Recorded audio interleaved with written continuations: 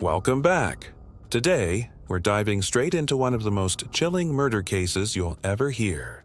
On a quiet January morning in 2015, a calm voice echoed through South Africa's emergency dispatch line.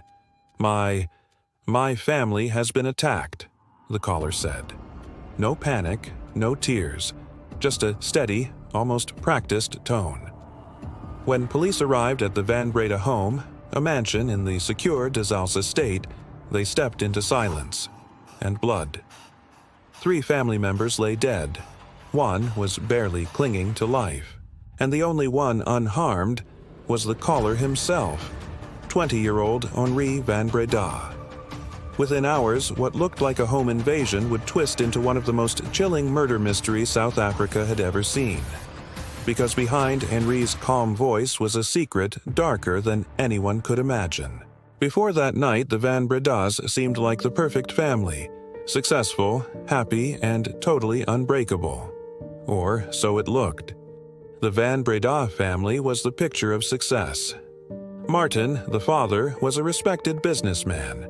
His wife, Teresa, was known for her warmth and generosity. Their 3 children, Rudy, Henri, and Marlie, lived a life many dreamed of. They had wealth, education, and a stunning home inside one of South Africa's safest estates. Friends described them as the kind of family that had it all. But beneath that perfection, small cracks were forming, the kind no one noticed until it was too late. That night changed everything. January 27, 2015. Around 3 a.m., the peaceful Zalze Estate was sleeping, all except the Van Breda home. Police would later find that an axe had been used to brutally attack the entire family while they slept. Martin, Teresa, and Rudy were killed. Marlie, just 16, survived, but with severe injuries and no memory of what happened. And Henri? He claimed an intruder had done it. A masked man with gloves and an axe. Transition. But when detectives began asking questions, Henri's story started to fall apart.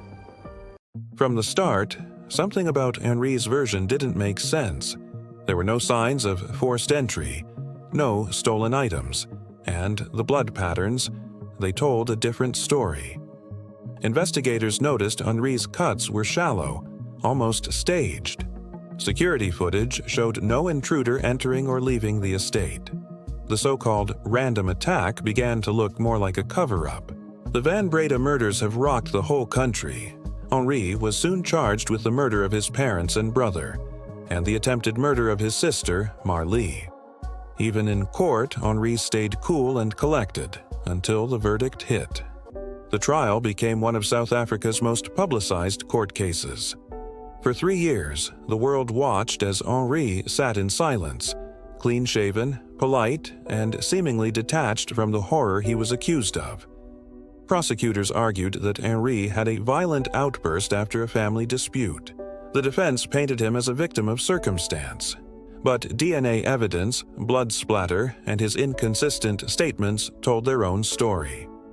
In May 2018, the judge delivered the verdict. Guilty on all counts. Henri Van Breda was sentenced to 3 life terms in prison.